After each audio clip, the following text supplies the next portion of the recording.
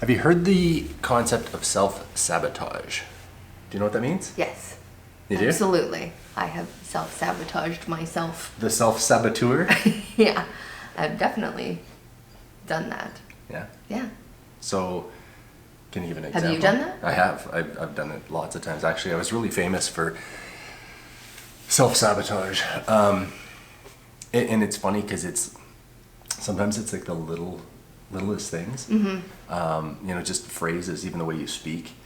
Like an example would be you go into your boss's office and you say something like, "Silly question. I have a silly question for you." Yeah. And it's so subtle, yet what you're doing is you're setting yourself up for the things that you're going to say I've done have that. lesser of importance. I've right? done that a lot in the past of doing like stupid question or like, okay, kind of weird idea, and like phrasing it in a way that it's like, this isn't great, instead of just going in with the confidence. In my head, I think it's a great idea, and sometimes I have been, sometimes I haven't been, but go in with the Act like you've disclaimer been there before. that, but I've got, you go in with the disclaimer like, this is probably not good. I'm going to say it anyways, but let's, disclose first that it's probably garbage. Well, and that's just it. And then it doesn't give the audience confidence In what you're going to say? No. It just Because you've already told them it's stupid or silly. Yeah. Totally. And so that like lack of self-belief or self-worth, I mean, there's lots of things that contribute to why. Sometimes you're not even aware that you do it. No. And hopefully this will make you think.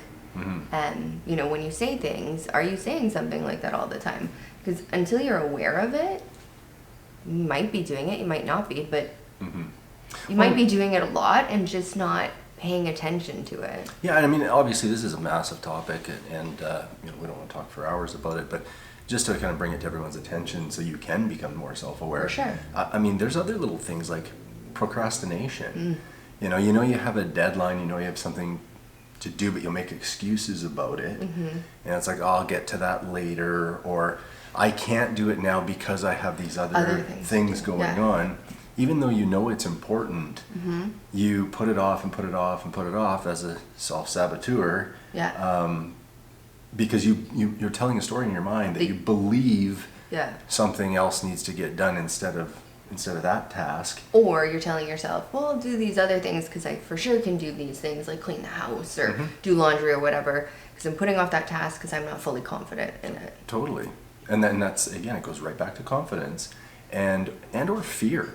Fear that if I actually go ahead with this, if I carry out my task and I fail, or can't complete it or whatever, then I'm lesser for that. I'm not good enough, and so rather than allowing ourselves to actually fail, or succeed, but it's that fear of, is it going to be a failure or a success? So I'll just push it off. Totally. And then I don't have to find out either way. Totally. Yeah. And it's a timely thing right now because of all these New Year's resolutions. I know we're well into January now, but still a lot of people are trying to stick with their plan or their new started with it.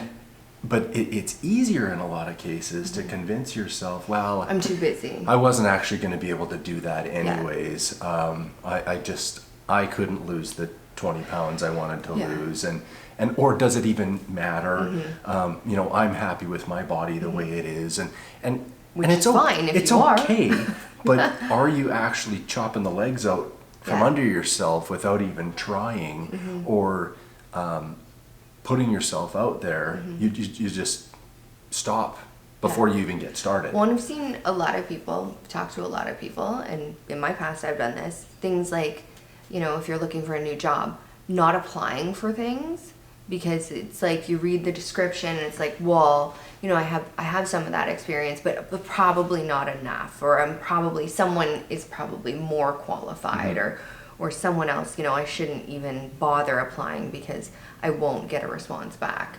And once you get over that, and it's like, nope, you know what? I'm confident that even though I don't maybe tick all the boxes, I know that I could go in and I could learn the few new skills that I need to build up, and I could definitely do that job. You just apply for them anyways. And it's crazy how many people get responses when it's like, well, I didn't think I was going to get a call back. I didn't think I was going to get that job because I didn't tick all those boxes. Because when it comes down to it, you know, of course there's technical skills, but if you apply, you're at least going to get a chance that you're going to get an interview.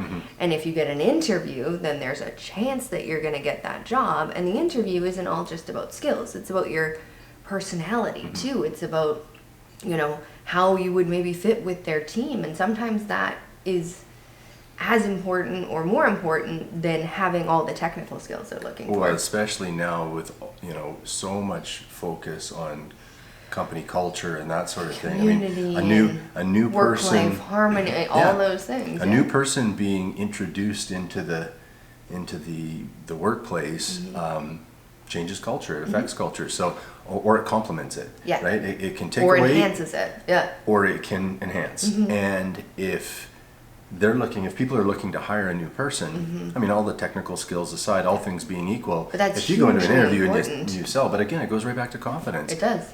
And taking the risk, because if you apply for it, what's the worst that's going to happen? They don't think you're going to be a fit and you don't get the job. But if you hadn't applied for it, you definitely weren't getting the job anyways. So it's kind of a no loss. So what I find really cool with self-sabotage, just something that, you know, take it out of the corporate thing for a little bit, is the relationships. Okay. Like, and I think of, you Okay. know, I'll think back to when I was like a teenager and how I would self-sabotage my relationships. You know, like, you like a girl, and so it's like, I'll send, when we didn't have cell phones back then, so this is, I was going to say with text, but that wasn't the case. But it's like, Sent a carrier pigeon. yeah, exactly. Not that old, maybe, but to actually, like, you know, make a call and get a voicemail and then leave a voice message and just be like, that's like blah, blah, blah, and just rattling off all this nonsense. Well, and then because it's like brains send are the text mush and as then you don't get a teenage boy. response and it's just like, Yeah, and it's like, oh, I now got to redo that. So then you phone back and then you leave another message that gosh. counteracts the first message. that makes you look crazy at that point. Yeah, and the next thing you know, the person that maybe was a little bit interested in you is literally like, okay, this person's a complete Weird. nut job, and I don't want to spend any time with him at all, so thanks, but no thanks. Awesome example of self-sabotage. Just getting in our own way because we panic and we over-respond and overreact to things before they even happen. Yeah. You know, so I don't know. There's lots of examples out there, but it's there's Probably so much. the thing that holds people back the most in life isn't. It is. Yeah. It's your own self. That So- is usually your biggest obstacle is overcoming yourself. Yeah, I 100% agree. So, how do you get over it? How do you address that? How do you stop? Doing that. Yeah. Well, I think first thing is becoming aware of it. That is the first step, is becoming aware and more mindful of, am I doing that right now? Like, you know, in whatever it is that you're doing, taking that inward look and actually going, yep, that's what I'm doing right now. Yep. Is acknowledging that. And once you acknowledge that, you become more aware of it, and then you can take the steps. Well, you take it from this subconscious thought, Top of mind. becomes top of mind. It becomes conscious, and then once it's your conscious thought, you have to have a desire to want to change that. And it's like any other habit that we form. It takes a long time to break a Undo habit. that, It yeah. takes a long time to make a habit, and I'm not talking 21 days or any of those kinds of things. It's about repetition, and so something as simple Consistency. as, you know, what we said right off the bat is this: how we speak. Yeah. If you put these disclaimers in front of everything that you say, Yeah. that's a learned behavior. Yeah. I mean, you don't come out of the womb talking like, you know. This sounds silly. Yeah, this is going to sound awful, and just talk like that. Like, Yeah. that's an acquired thing over time. So once you become aware, like you said, of that behavior, you can start to acknowledge that and catch yourself saying it, and it's okay to actually back up.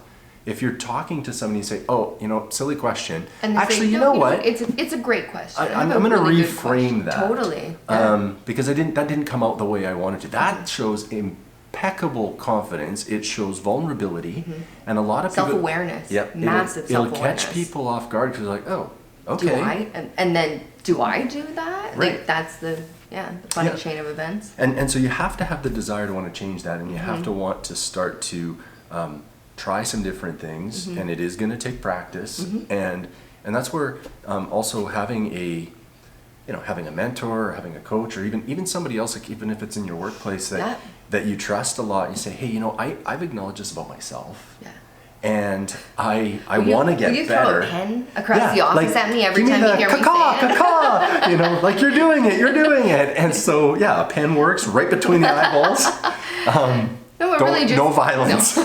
Just somebody who, you trust, like you said, who also wants to maybe become more self-aware and, work together on that. And it helps. Yeah, it does. And because then you can acknowledge the progress that you're making. For sure. So anyhow, we're already at 11 minutes. Want to keep the video shorter, but that's okay. Think about the times and places in your life where you self-sabotage, and start to think about some things that you could do to maybe overcome that and what it would mean for you to overcome that. If you have some ideas, anybody else out there that has suggestions of how maybe they've overcome that, that would be great. Comment on the video so we can start to share these best practices. By all means, DM us, give us a call. We'd love to talk to you about it as well. So, awesome. Anyways, enjoy the rest of your day. Thanks.